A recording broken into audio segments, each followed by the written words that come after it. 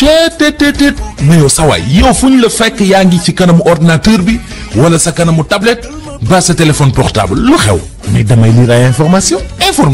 waaw xoolal boo bëggee am ay information yu leer nañ et en temps réel duggal ci www.senegal7.com ay information yu wóor man de maa ngi application Sénégal 7 lépp lu xew dama koy jot ci sama téléphone ci tàng bi te nag application Sénégal 7 am ko yomb na da ngay dugg ci Play Store wala Apple Store nga télécharge ko rek xam li xew ci réew mi ak la xew ci bitim réew te nag dara du la ci umpu. Vous voulez des informations en temps réel? Cliquez sur www.senegal7.com. Sénégal 7, le roi de l'information en temps réel. mbokk yi ñu ngi leen di nuyu di rafetlu baax seen ànd ak Sénégal 7 TV am mbégte dellu soit ak yéen si seen émission jotaay si Sénégal 7 tey nag ñu dalal monsieur Ousmane Diouf di deuxième adjoint au maire de Kër Massar nekk itam njiital Alliance des Patriotes pour la Justice et la Solidarité monsieur Diouf ñu ngi leen nuyu. jërëjëf monsieur Coulibaly maa ngi lay dellu di nuyu ñi nga xam ne ñoom ñooy auditeurs u Sénégal 7 tey wax rek ne ñëw nañ am loo xam ne bëgg nañ koo bokk ci waxtaane ko te muy njëriñu Sénégal di njëriñu gox-goxaan yi. njëriñu gox-goxaan yooyee sax rawatina Kër Massar foofee nga xam ne yaa ngi bokk ci équipe bi nga xam ne moo géré gox bi nekk deuxième adjoint au maire nga taxawal benn parti politique ñu duppee ko Alliance des Patriotes pour la Justice et la Solidarité lan moo waral nga taxawal boobu les partis. waaw Alliance des Patriotes pour la Justice et la Solidarité li ma war a wax ci njëlbeen moom mooy parti la boo xam ne ay nawle yoo xam ne dañoo yëg ne dañoo bokk ci Sénégal ñoo toog ci seen biir yàgg ànd yàgg seetlu mais yàgg taxaw seen taxawaayu citoyen dem ba benn jamono ñu gis ne mbir mi wax dëgg yàlla depuis indépendance ba tey am na ay mbir yu ñuy liggéey di ko jàmbat mu am benn taxawaay boo xam ne taxawaay bu war a firndeelu la taxawaayu fulla ak fayda yoo xam ne war nañ koo seetlu ci kuréel yi nga xam ne dañoo taxaw ne dañuy liggéeyal Sénégal feeñal seen bëgg ngir Sénégal te mu doon parti politique yi ñu gis ne am na ci lenn loo xam ne mu ngi xaw a sooxe lu ñuy gën a dem rek diir bi di gën a yàgg ñuy gis mu gën a yonjox maanaam ay faiblesse yoo xam ne day dem sax ba ci porté wu li ñuy wax une déliquescence et parti politique yooyu am benn rôle bu important boo xam ne moom la ñu war a jouer ci encadrer former organiser accompagner ñi nga xam ne ñoom ñooy citoyens yi ak fépp fu ñu munti toll ci niveau de citoyenneté dañu war di hisser di yéegal di relever li nga xam ne moom mooy conscience citoyenne boobu pour nit ñi taawoondoo réew mi yéeg ne li ci gën rek lañ ci war a def même bu fekkee léeg-léeg mu am yoo xam ne ay sooxe la ci biir réew loolu moom lañ yëg ne taxawaay boobu nga xam ne parti politique yi dañ ko waroon a def defatuñ ko dafa mel ni dañuy xëccoo li nga xam ne moom mooy nguur gi rek am ko toog boo interpellé tuuti seeni statut ñu ne la conquête du pouvoir limité wu ci li nga xam ne moom mooy conquête du pouvoir boobu rek ñun ci lañ ne nag am nañ fi suñu place parce qu'il s'agit de restaurer la chose politique. D'accord alors mu mel ni ci biir initiative boobu bëri na ni nga ko waxee ci njëlbeen ne am na ay faiblesses yoo xam ne constaté ngeen ko ci yore ngi ñu yore gox boobu ñu fàttali rek ne bëri na lu askan wi di joytu wàllu ñàkk kaaraange wàllu promiscuité ci jamono boo xam ne contexte sanitaire bi dafa ci présenter ay risques loolu nga xam ne mooy insuffisance yi ci wàllu gestion bi est-ce que dafa am loo xam ne ñu ngi koy teg ci ay actes au niveau de la mairie ngir population yoo xam ne di ngeen ci gis ne dafa doyadi et faw ñu am ay réorientation yi ñu ciy def. waaw ay doyadi yu bëri sax. ndax boo ne mairie rek ne doxalin ak taxawu ab liggéey ci anam wi gën a jege njaboot yi. proximité. Alors proximité boobu mënul ñàkk a ànd ak li ñuy wax jege nit ñi, wàcc ba tolloog nit ñi, dugg ak nit ñi, di pénc ak ñoom, di waxtaan ak ñoom. Ndax wolof dafay faral di wax ne boroom lal moo xam fi màtt ci lalam. kooku nag nga xam ne moom moo xam li nga xam ne moom mooy ay jàmbatam, ay mébétam, ay tawatam, soo ko tegee ca wàll wa rekk muy exclusion, yaa ngi def leneen loo xam ne du loo xam ne c'est axiologique, c'est central, de dëppoowul sax ak li nga xam ne moom mooy philosophie bi nga xam ne mooy philosophie décentralisation. Philosophie boobu c'est la proximité, et proximité boobu c'est la démarche inclusive. Alors que dañu gis ne il y a toujours des survivances partisanes. Man maa ngi far fii, camp bii laa bokk. boo jógee ci maa ngi far fii, ci biir far foofu sax yaa ngi xool kan moom moo ànd ak yow ci sa tendance ak kan moom moo àndul ak yow ci sa tendance. loolu dem ba commencé nëxal, commencé nëbal sax li nga xam ne moom mooy doxalin bi nga xam ne moom mooy doxalinu bokk moomeel. Alors que lii tax ñu mën dem efficacement ci li nga xam ne moom mooy développement territorial bi, c'est avec la participation des populations. Donc njàlbeenu yonjox bi moom mooy cette exclusion. ñaareel bi c'est également le niveau qui est tributaire de la formation bi nga xam ne conseils yi dañ ko war a am. ngay daw juróomi at, daanaka ci biir juróomi at yi conseillers yi mën nañ toog ñoom ñëpp daal di ne la musuñ def formation boo xam ne daf leen war a yokk ci li nga xam ne mooy xam seen taxawaay, daf leen war a yokk ci naka lañ mën a gungee ñi nga xam ne ñoom ñooy nit ñi. loolu beneen wàll la woo xam ne mën nañ fa làmb li ñuy woowee yoo njox bi nga xam ne moom mooy mbir mi. la ca des nag moom mooy loo xam ne kenn mënu la wax ne la lii leer na, li tubaab naan opacité dans la gestion. mu ngi corrigé wu nag, parce que depuis l'introduction du PACASEN, mooy le programme d'appui aux communes et agglomérations du Sénégal, teg nañ lu ñuy woowee seeni CMO ak des critères d'éligibilité yoo xam ne xam nañ ne enveloppe financière la boo xam ne boo ko ñàkkee mën na am loo xam ne dina la ko yàqal. Condition minimale obligatoire yooyu ñu andi, et PACASEN bi ñu commencé li nga xam ne mooy dérouler ay procédures am ci année 2019 bi, tax na ba am na lu bari luy rectifier wu fi mu toll nii, parce que am na ay mbir yoo xam ne vraiment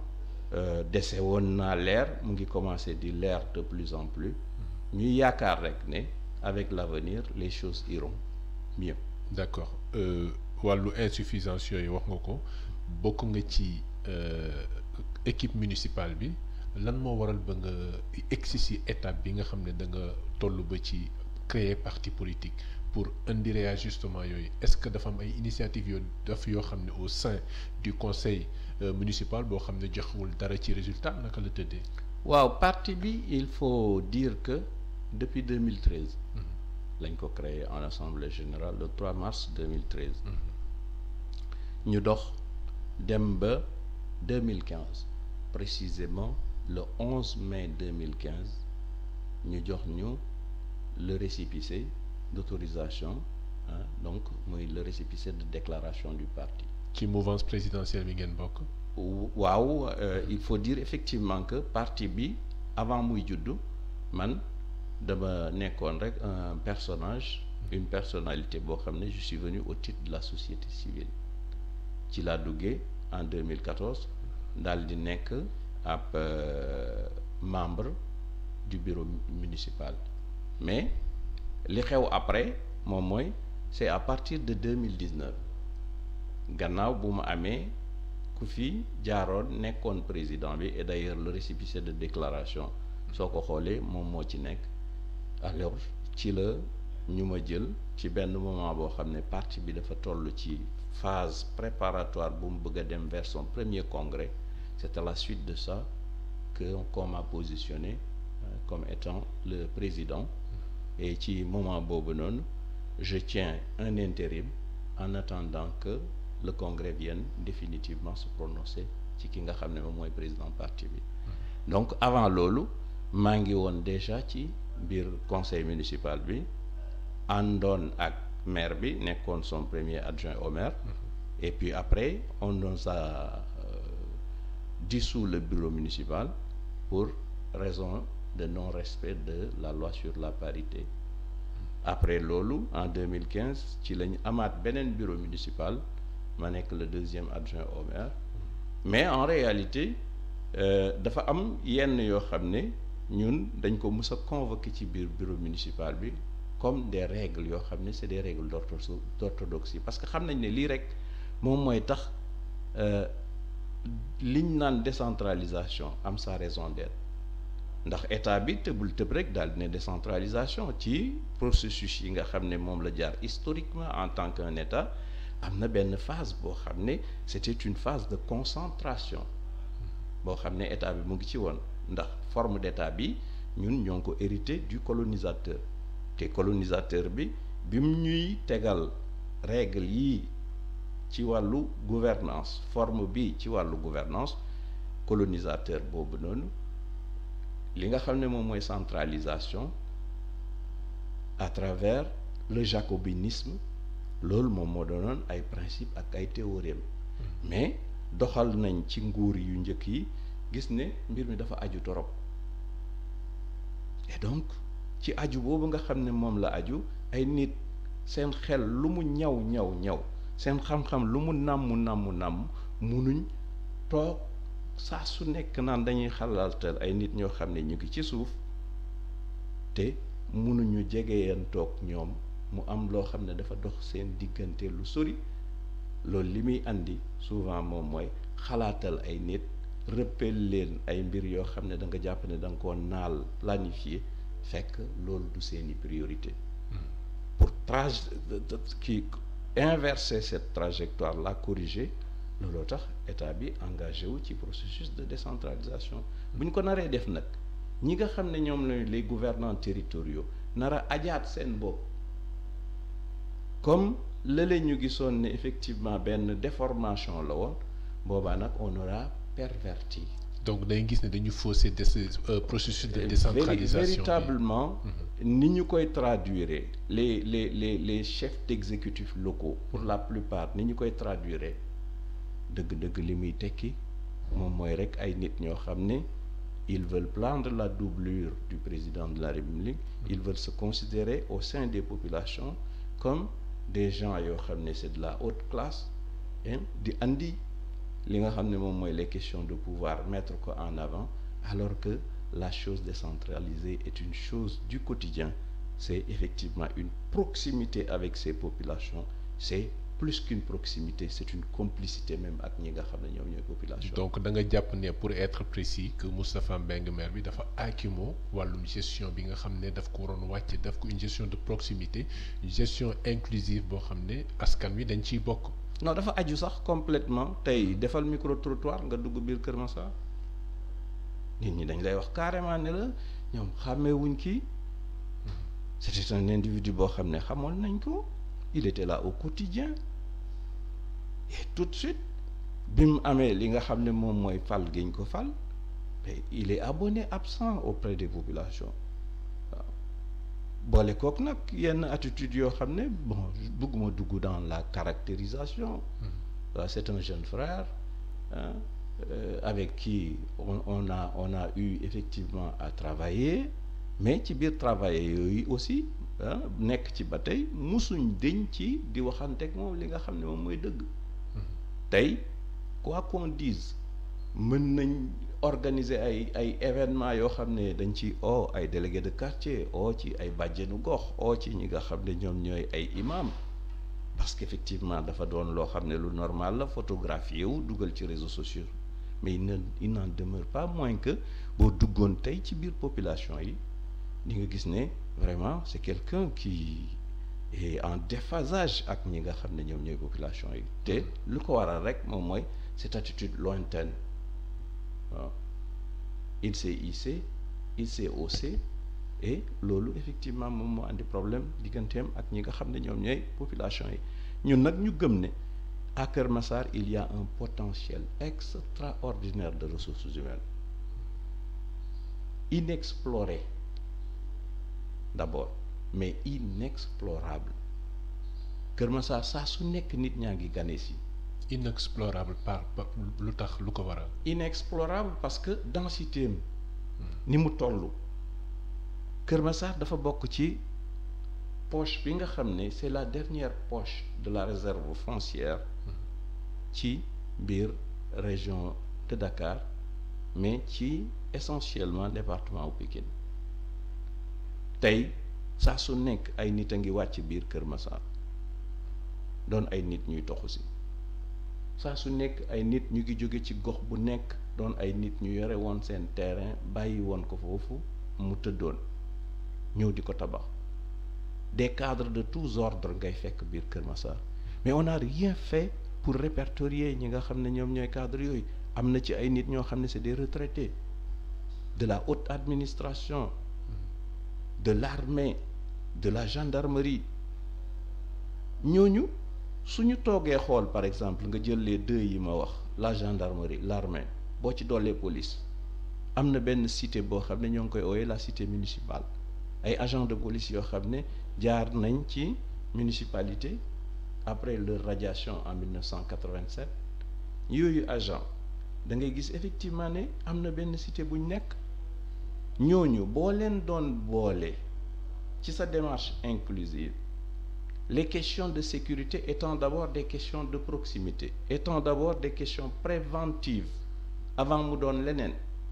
ñooñu dinañ mën effectivement daal di la conseiller ay mbir yoo xam ne population yi dinañ mën ñu di leen sensibiliser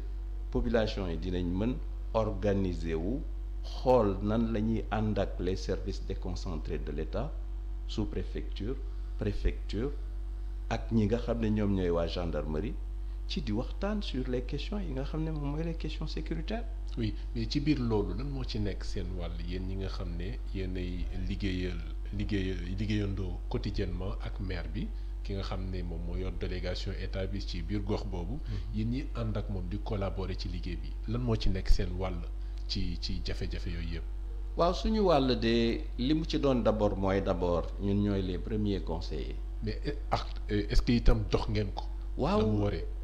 loolu moom moo waral effectivement ñuy créer ay cadres bien que ñu ngi ci biir conseil municipal bi bien que ñu ngi ci biir bureau municipal bi mais day am ay affaires yoo xam ne ça peut se passer et ça se passe toujours à notre insu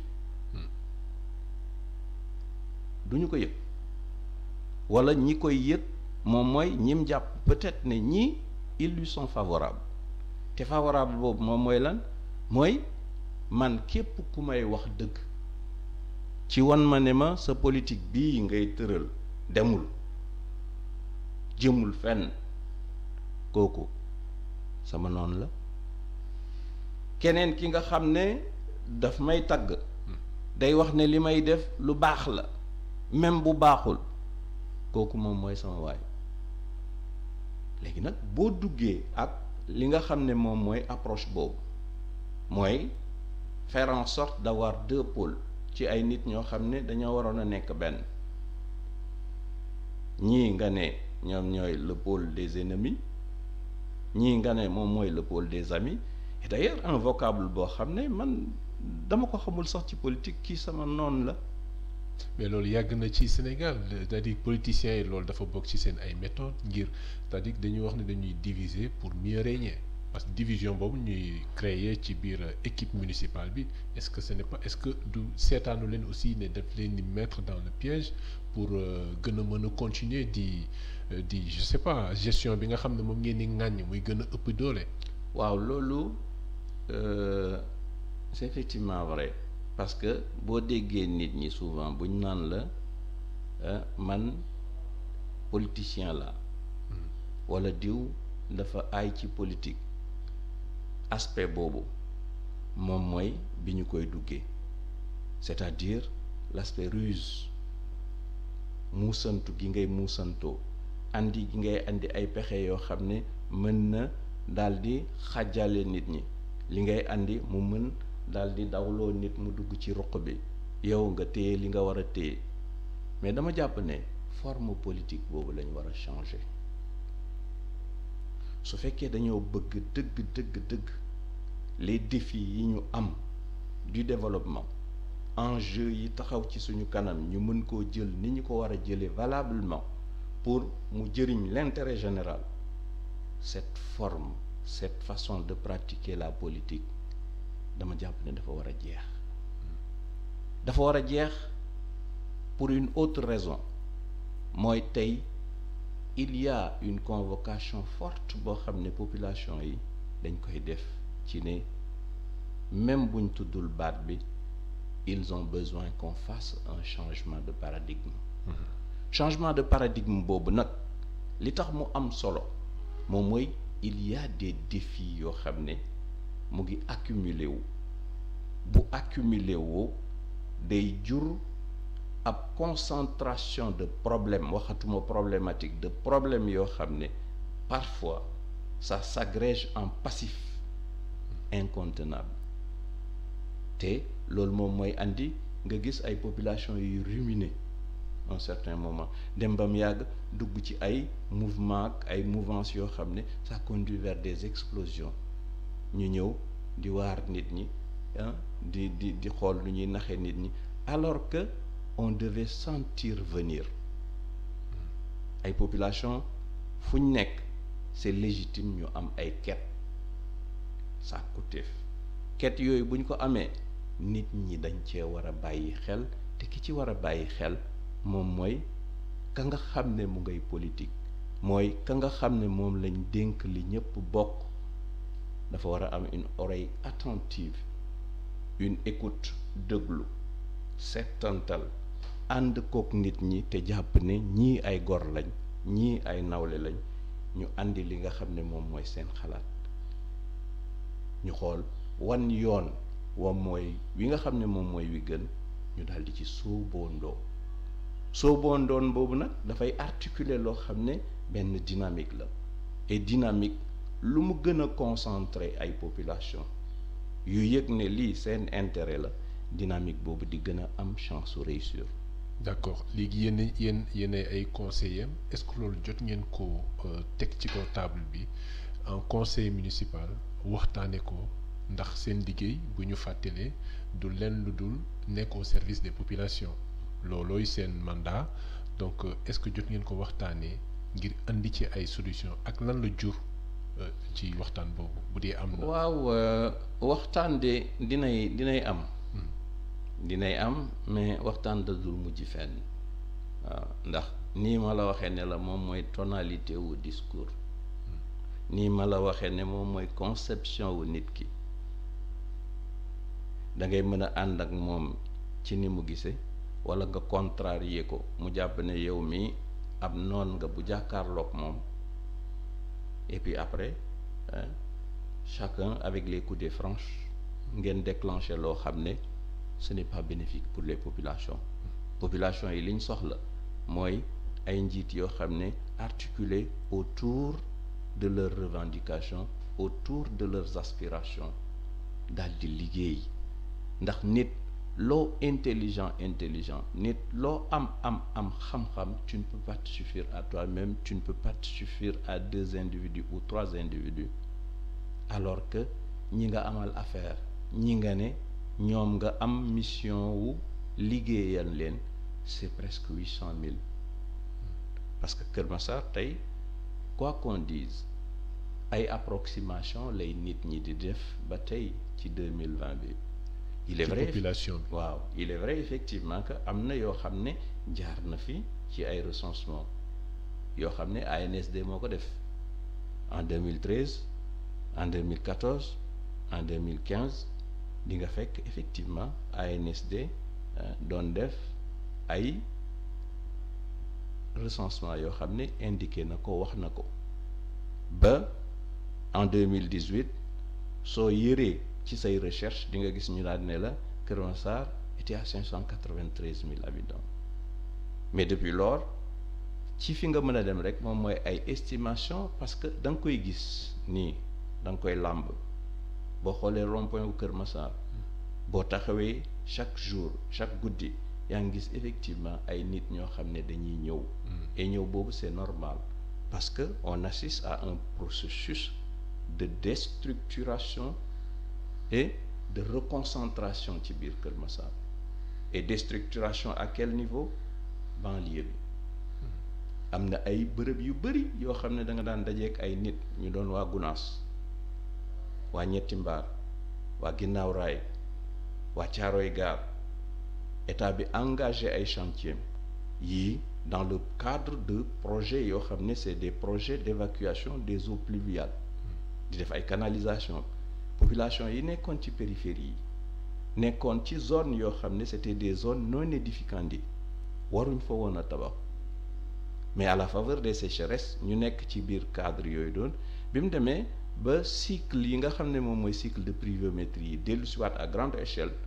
dañ am ay jafe-jafe te booy suivre jamono ji fii président Abdoulaye Wade di nekk daa nga dégg toujours question inondation yi ñu naan la état bi def na ci nangami milliards président Abdoulaye Wade commencé leen président Macky Sall ñëw daal di teg li nga xam ne moom mooy projet de canalisation yi jël à la faveur de partenariat yoo xam ne def na ko ak Banque mondiale def ko ak AFD def ko ak yeneen structure parmi les partenaires techniques et financiers am yu mu ñëw dimbalee population yi ay nit ñoo xam ne ay barak lañ yore woon boo naroon a estimer barak yi du dara tu fais office de programmes sociaux jëlee leen foofu jox leen enveloppe financière boo xam ne seen première kii moom mooy bëgguñu génn Dakar et ak enveloppe yooyu ñu ñëw vers Kër Massar vers Tivaouane Peulh ut fa un lopin de terre am luñ ñag-ñagal daal di toog loolu nag di ñëw am na ñeneen ñoo xam ne c'est une génération nouvelle d'hommes qui se sont enrichis à la faveur du travail à la faveur des affaires ñooñu itam dañuy ñëw ne bugguñ ngir seeni affaire sori li nga xam ne moom mooy région de Dakar bi ou bien même sori Dakar en tant que département boobaa ñu di xool daal di ne fan la suuf des et logiquement daf leen di andi vers Kër Massar loolu moom mooy waral ngay gis Kër Massar di def ay bons yoo xam ne yu gaaw la vertigineux. D'accord. Et les projections peuvent nous amener d'ici 10 ans à 2 millions d'individus. D'accord. léegi ci biir développement démographique boobu andi yenn stratégie ngeen teg ngeen lal ngir accompagner ce développement là démographique. waaw stratégie en tout cas. ci li ngeen waxtaanee yëpp ci biir conseil municipal. waaw conseil municipal bi il faudrait tout simplement dire que ci biir conseil municipal bi très sincèrement. Il y a une grande partie de conseillers yoo xam ne démissionné nañ de fait. ndax lan. À partir de 2016 il y a eu des conseillers outrés yu ne ñoom mënuñu daal di supporter comportement maire et ils ne sont plus venus ba tey ji may wax yow 2016 ba tey et c'est tellement vrai que chaque fois. À partir de 2017, on a toujours eu des problèmes de quorum. Nous sommes 76 conseillers. On convoque un conseil municipal à 16 heures. Respecter population yi mooy tax 16 heures ñu toog ba 19 heures ñun en tant qu'ay conseillers ñun en tant qu'ay adjoint au maire di xaar. Pendant ce temps am na ay agents yoo xam ne dañuy jël feuille de présence yi di dem andi yu ñuy woowee. Seeni procuration pour après compter daal di ne bon nous sommes 76 conseillers avec 76 conseillers si nous avons 39 nous avons atteint le quorum on en est à 30 am nañ 10 procurations et ça fait 40 et à partir de 19 heures ñu commencé imaginez-vous 17 heures 19 heures 2017 ba 2019 parce que tout simplement nit ñi dem nañ seen yoon avec ça nous avons eu des initiatives yoo xam ne dañu porter en tant qu'ay conseillers ñu daal ne allons maintenant vers les populations dans le cadre d'associations di dem di rencontrer ay jeunes di waxtaan ak ñoom di rencontrer ay femmes di waxtaan ak ñoom man mii di wax ni tey jii nii am na benn cadre buñ créé boo xam ne on l'a appelé vision citoyenne dañ jàpp ne dorénavant dañuy dem ak jeunes yi dañuy dem ak femmes yi di waxtaan ak ñoom ci lan mooy décentralisation lan mooy acte 3 de la décentralisation lan mooy seen centralité ñoom en tant qu'ay population et ça fait mouche parce que da ngay gis ay nit ñu lay wax ne la wax dëgg yàlla lii ngeen ma wax ci li nga xam ne moom mooy gestion mairie mosuma koo xam mu am ay jeunes yu dugg bokk ci biir di def le développement personnel di waxtaan ak femmes yooyu parce que dañoo bëgg benn qualité de conseil municipal dorénavant à partir de léegi am ci biir Kër Massar. d'accord wax nga ko qualité de conseil municipal bi sànq évoqué nga wàllu formation bi ci qualité yi nga xam ne moom la profil yi war a am est-ce que foofu aussi le problème du choix dès les élections ak choix yi ngeen di def au niveau du conseil municipal ça pose pas problème aussi. waaw est-ce que tàmbalewul foofu aussi. foofu sax moom mooy mbir mi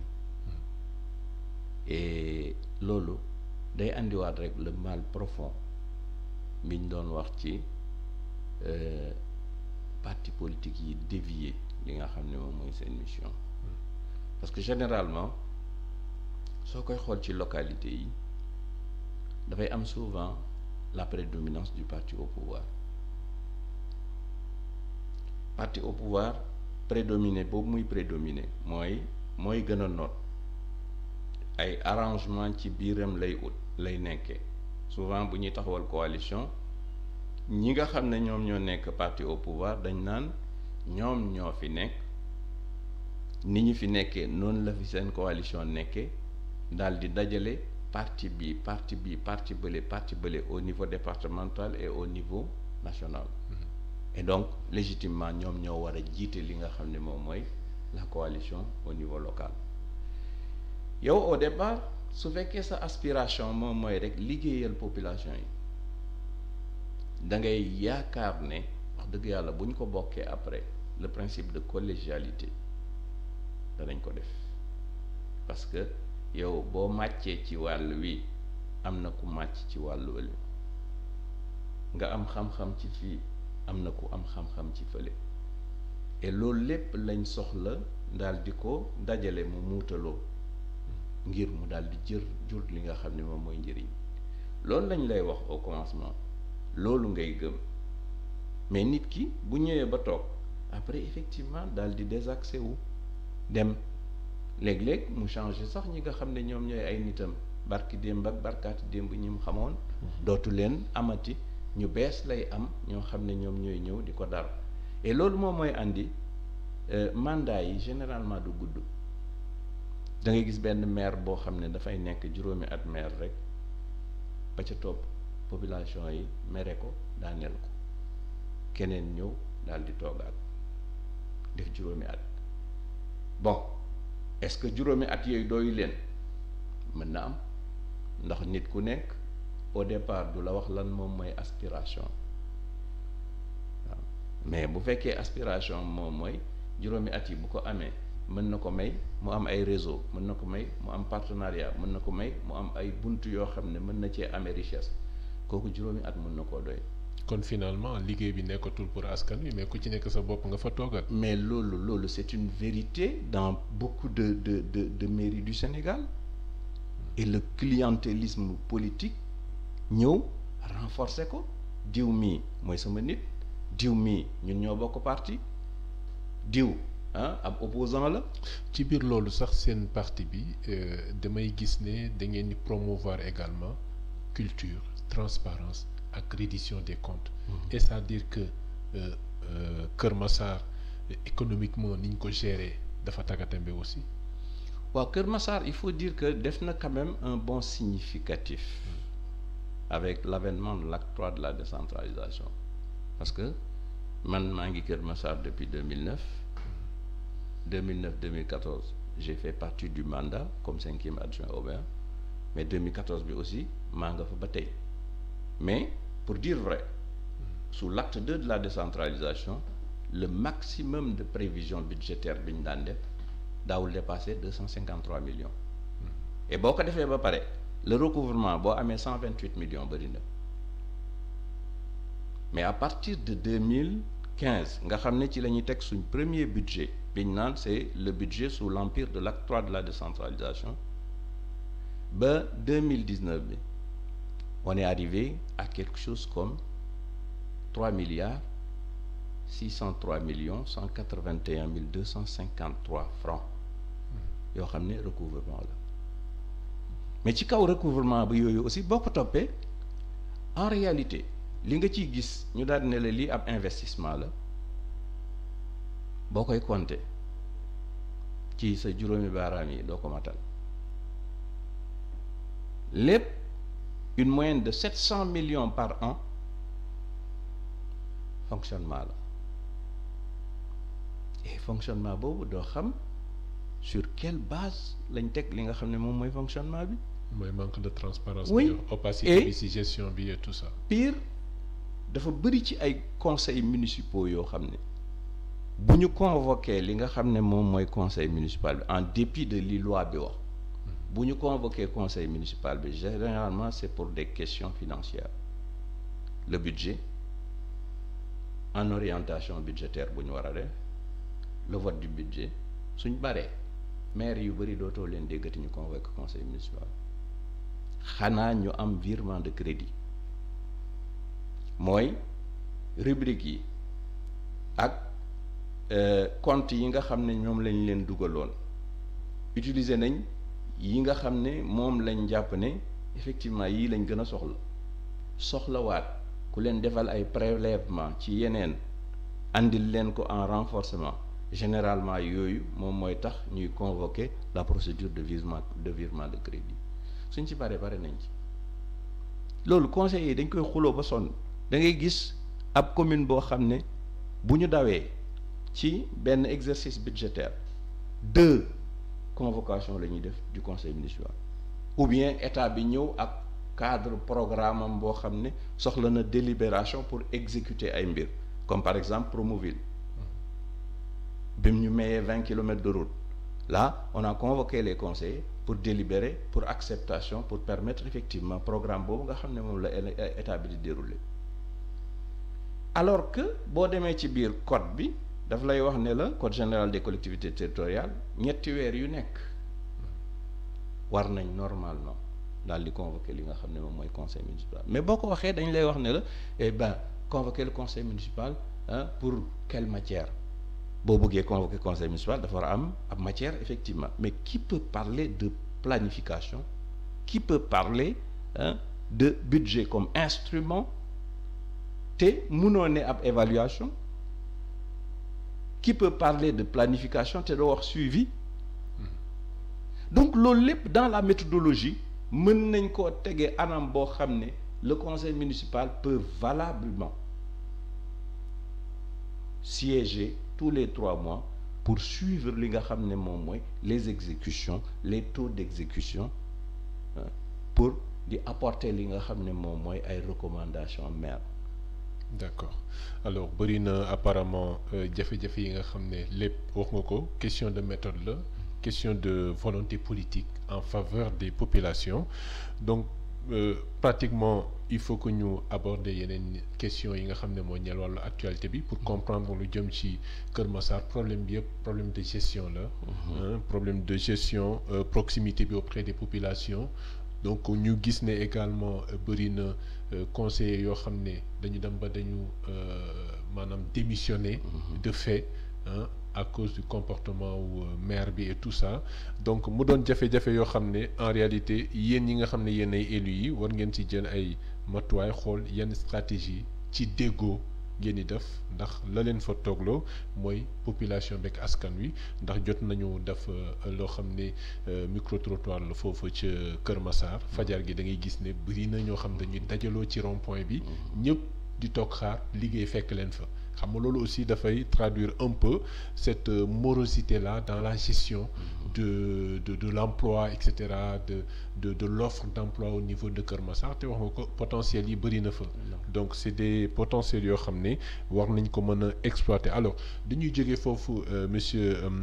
Thiouf daal di évoquer wàllu dialogue national bi rapidement parce que li ñu dese ci temps bëreetul yaa ngi bokk ci comité de pilotage bi nekk itam ci commission politique bi yenn points yi nga xam ne moom lañu doon waxtaanee ci wàllu dialogue bi ci fan yi ñu weesu bokk na ci article 80 bi offense au chef de l'État wàllu cumul de fonctions yi de président de parti et président de la République waaye itam lu concerné mandat président de la République bëri woon na coow yi ci am bëri woon na désaccord yu ci am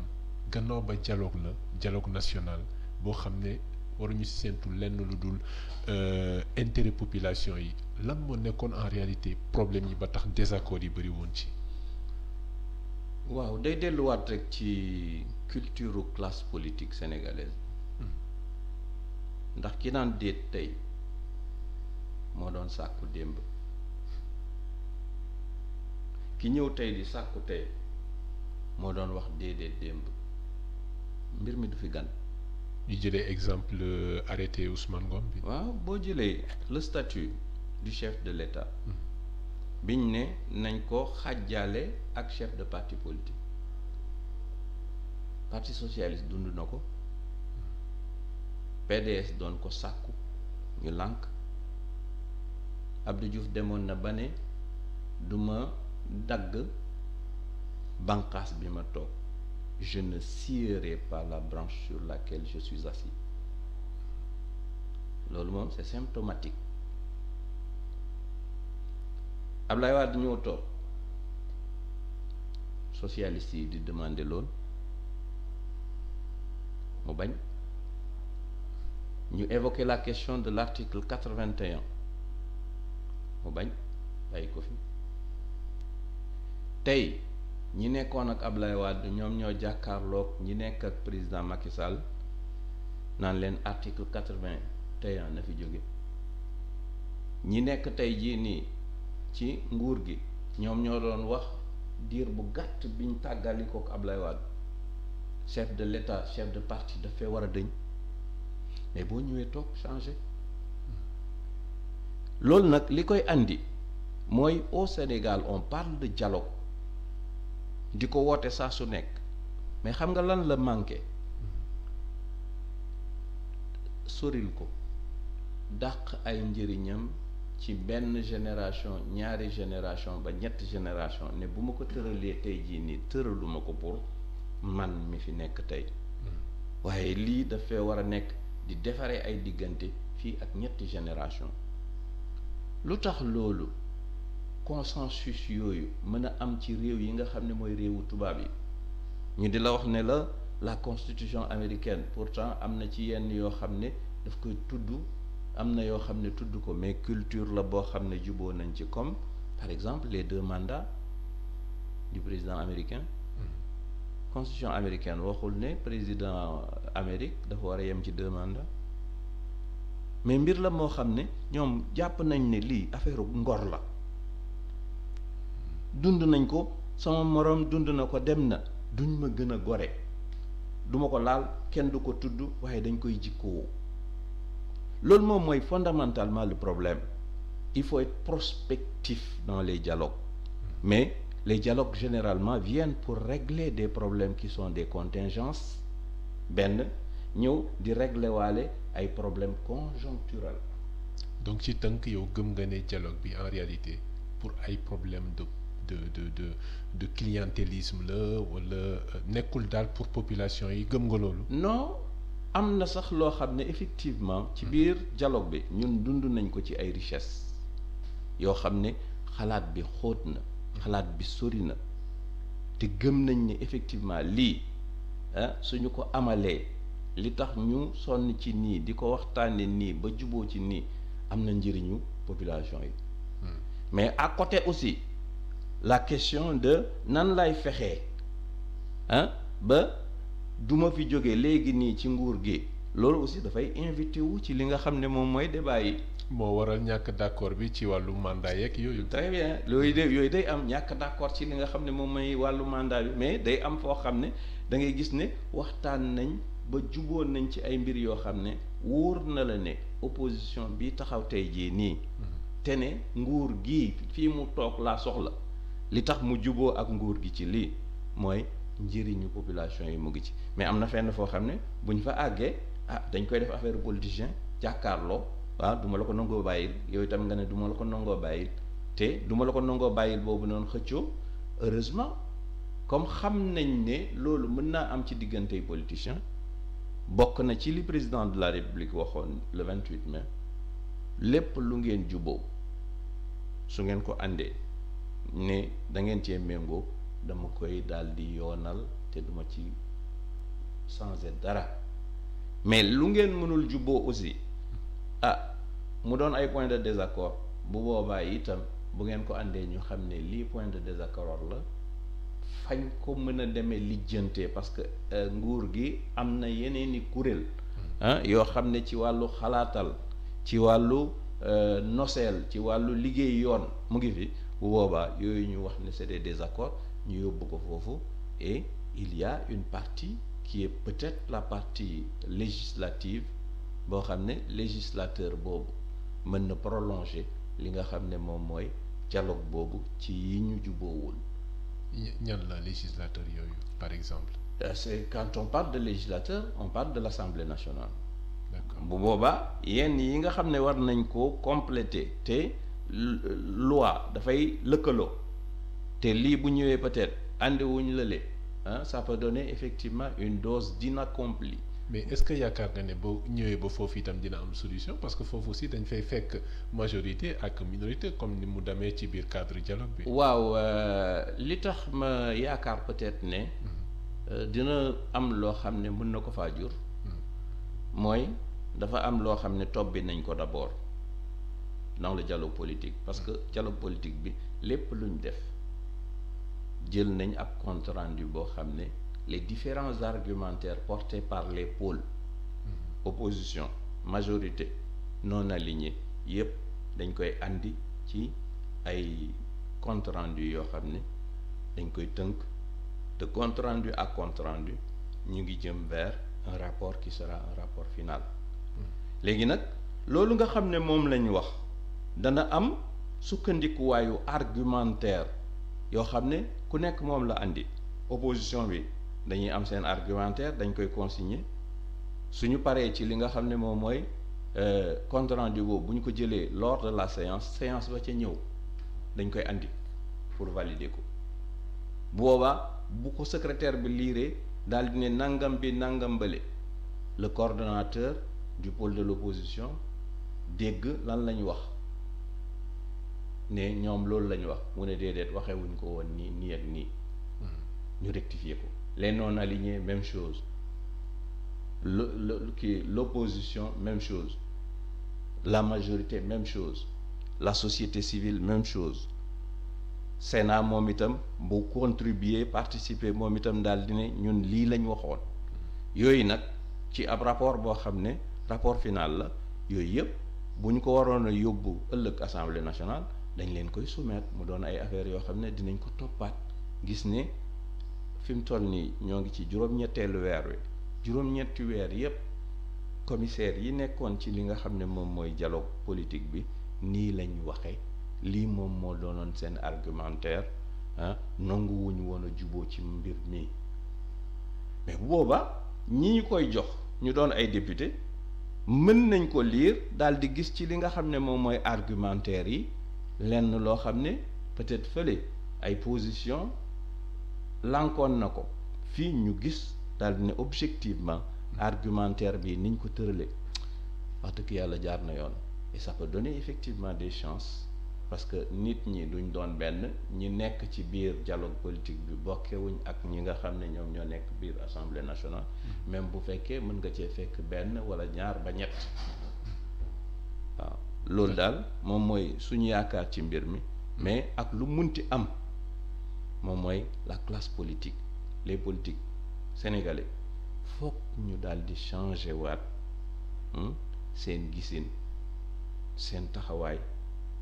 seen déggin ci wàllu politique ni ñu koy doxalee indépendance ba tey. d'accord alors Guy Marius Sagna daal dinañ koy libérer talaata bi ñu weesu est-ce que libération boobu c'est le fruit d'une benn waxtaan boo xam ne jot nañu ko amal ci kii bi ci dialogue bi. waaw jot naa am quand même ci dialogue bi ay waxtu yoo xam ne am na yu invité wu ci cadre boobu doon lu mel ni affaire Khalifa Sall lu mel ni affaire Karim Wade lu mel ni affaire Guy Marius Sagna mais mënuma ci sori parce que ci jamono jooju noonu man dama amoon ngànt xawoon a tawat ba mënuma woon a teew ci li nga xam ne moom mooy jataay yooyu waaye mbir yi toujours saa wuy am rek argument pour argument la ndax ñii dañuy gis ne lu jaadu la ñee gis ne du lu jaadu waaw mais man yaakaar naa ne démocratie moom loo ko jéem a xatal rek yóbbu nit ñi ci ñu dem ci yoo xam ne waruñ ci woon a dem. kon da ngay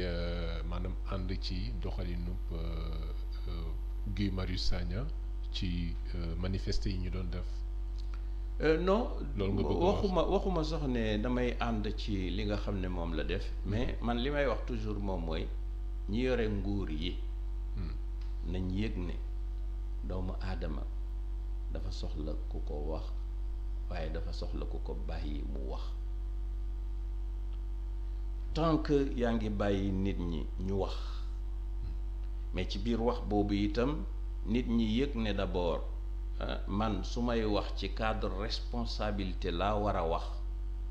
tant que yaa ngi bàyyi nit ñi ñu wax généralement problème du am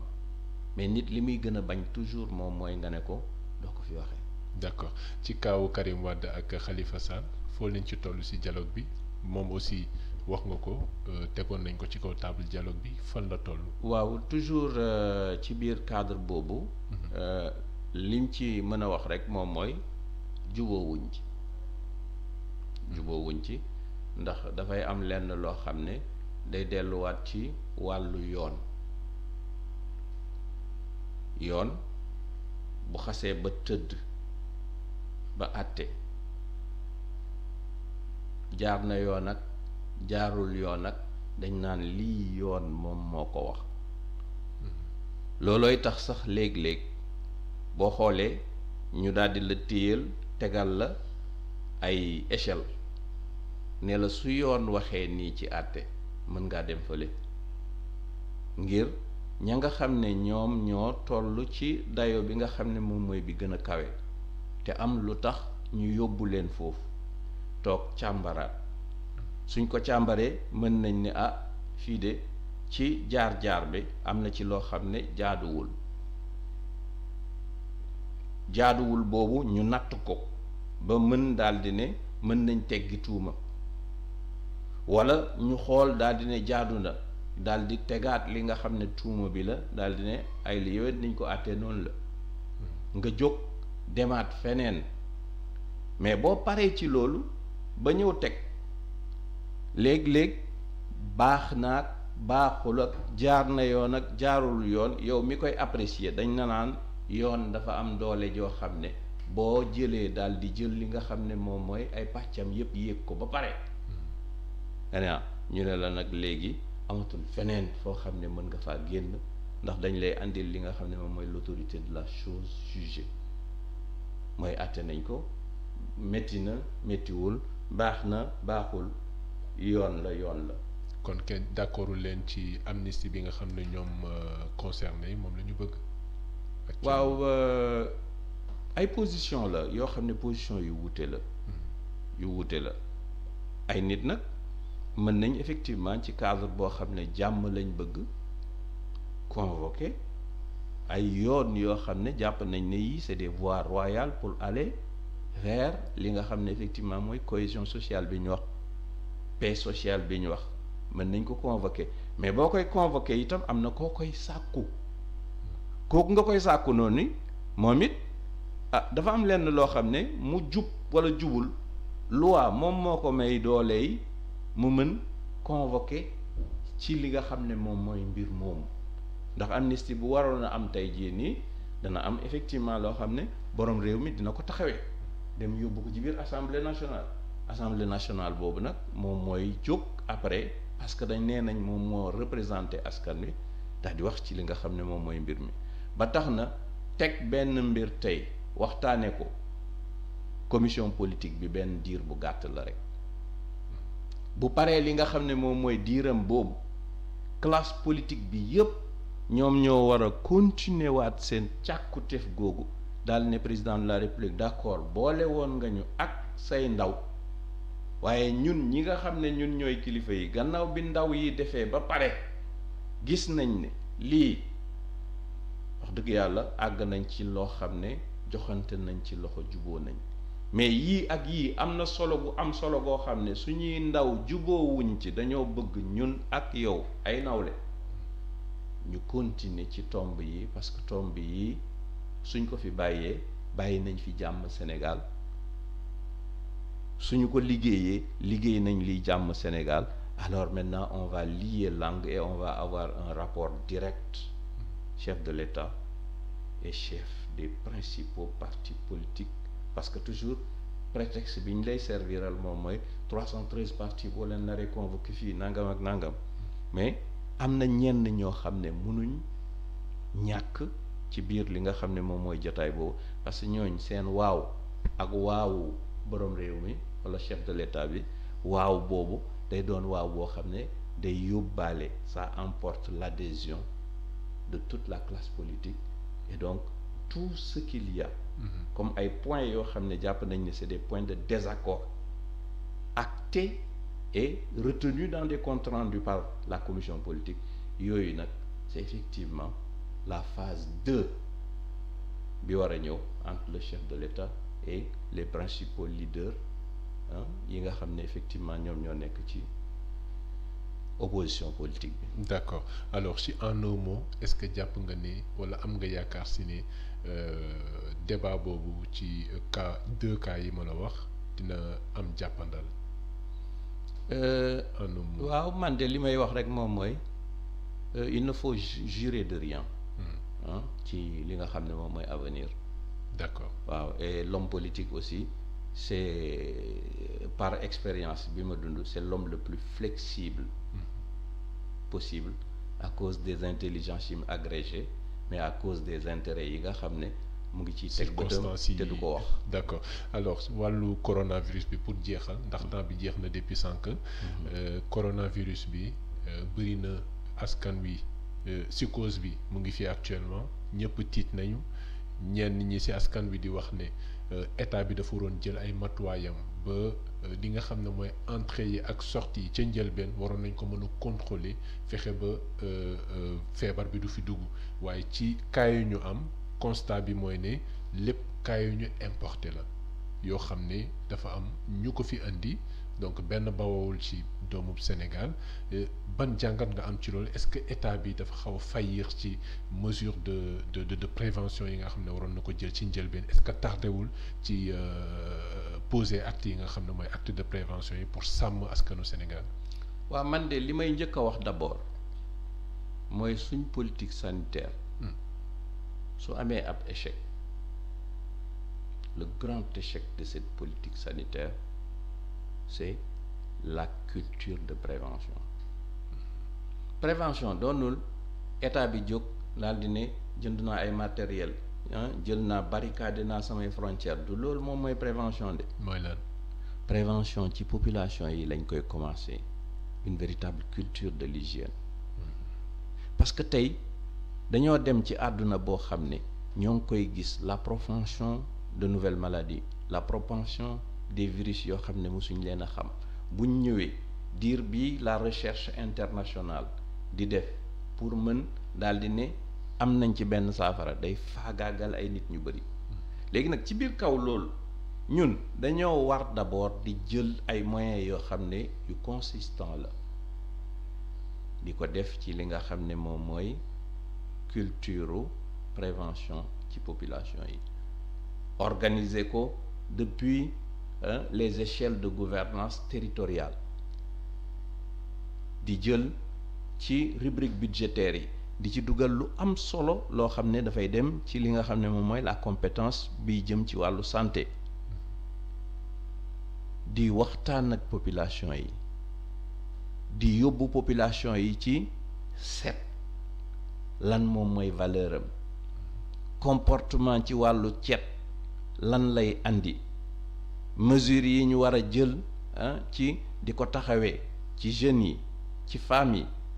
ci mag ñi yooyu gis nga boo koy def jàngoro buy ñëw lu mu bette dina fekk benn comportement boo xam ne culture la d'abord préventionniste boo xam ne nit ñi mooñoo nañ ko mais booy xool tey saleté ni mel ci Sénégal nit ñi ni ñemee saleté ci biir Sénégal lekk nga ñëw di fekk ñi di ko def ci mbedd sous toutes les formes di gis ñoo xam ne restauration dañ koy jaay ci ay bërëb yoo xam ne mbalita ngi nii ñoom ñu ngi toog à côté yooyu yëpp nit ñaa ngi koy gis et il y a des brigades d'hygiène un peu partout. Qu'est-ce qui empêcherait que ces brigades d'hygiène à côté de volontaires d'hygiène yoo xam ne dañ leen di jël mu doon ay ndaw doon ay jigéen renforcer bàjjenu gox yi préparer leen ci ay formation am yu ñu leen jox ci ay indemnité wékk ko sax ci ñi nga xam ne ñoom ñooy les chefs des exécutifs locaux. da nga jàpp ne daal démarche inclusive bi démarche de proximité bi lu ci am solo la suñu problème yëpp ci wàllu santé ak leneen loolu la ndax tey jii ni bu ñu fàtte ne mën nga jël mesure bu nekk mais dafay am ay maladies yoo xam ne buy feeñ on les appelle des maladies asymptomatiques amul benn signe bu muy wane ci patient bi tout de suite bu lay wan ne la kii mënees naa ragal lenn ci moom. daf lay bett maanaam. waaw day dugg nit ki yore ko yaram bi doo yëg dara ci yaram bi mu voyager ak moom à guise et à l'aise kooku nag c'est un vecteur de maladie mais amul lenn luy signifier ne il est malade. D'accord. li ci prémunir nit ki rek moom mooy mu amoon benn culture boo xam ne c'est effectivement une culture d'hygiène boo xam ne bu ñëwee. mën na fekk mu jëloon li nga xam ne moom mooy ay gardam et vraiment jàngoro jël la joo xam ne ju jara taxawaat la état bi def ci lim ci war a def jël ay responsabilités ba mat sëkk et du point de vue de la communication également mu jël wax nit ñi li nga xam ne moom mooy dëgg ndax dama ragal a tiital nit ñi ba information bi ni ma ko war a joxee à sa juste portée du ma ko def c'est plus ravageur que gars yi la di wax ñu naan oui ils font paniquer les gens la communication la vraie la communication avec la vérité et le reste c'est des engagements financiers yoo xam ne état bi war na koo jël jàpp ne lii ab priorité la ci kaw ay priorité et donc il faut l'inscrire au rang de surpriorité fii ak ñuy dégg ne ce qui devient aujourd'hui une pandémie a été réfréné dans son ardeur bu boobaa nag ñu mën a positionner waat yeneen i priorité. D'accord. loo bëgg ci développement day fekk nga tal. D'accord alors temps bi jeex na. merci monsieur Coulibaly ñu ngi leen di sant di leen gërëm di sant vraiment waa Sénégal 7 te ñaan bu baax barke ci seen taxawaay ngeen dem ba am ay studio de renommée mondiale di sant le directeur général di ko ñaanal également mais di nuyu waa Kër Massar di nuyu képp koo xam ne yaa ngi ci biir dialogue national bi te suñu kàddu yi jote ci yow ci dialogue politique bi di nuyu également ñi nga xam ne ñoom ñooy samay camarades et responsables de parti et on se dit à la prochaine inchallah. Merci monsieur Coulibaly. Voilà donc monsieur Ousmane Diouf lañ doon dalal ci émission jotaay ci Sénégal 7 mbokk yi ñu ngi leen di jaajëfal ci teewlu bi di leen jox dig daje beneen yoon inchallah.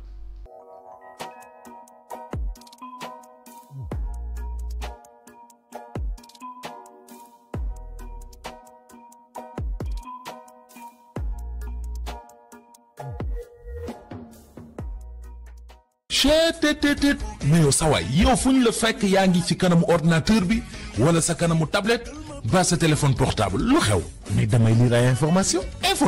waaw waaw xoolal boo bëggee am ay information yu leer nañ et en temps réel duggal ci www.senegal7.com ay information yu wóor. man de maa ngi application Sénégal 7 lépp lu xew dama koy jot ci sama téléphone ci tàng bi te nag application Sénégal 7 am ko yomb na da ngay dugg ci Play Store wala Apple Store nga télécharger ko rek xam li xew ci réew mi ak la xew ci bitim réew te nag dara du la ci umpu. Vous voulez des informations en temps réel? Cliquez sur www.senegal7.com. Sénégal 7, le roi de l'information en temps réel.